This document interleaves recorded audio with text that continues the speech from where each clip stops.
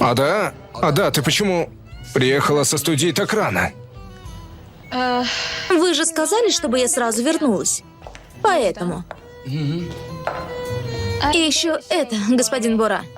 Что?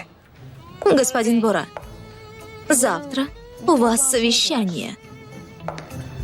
А перед совещанием я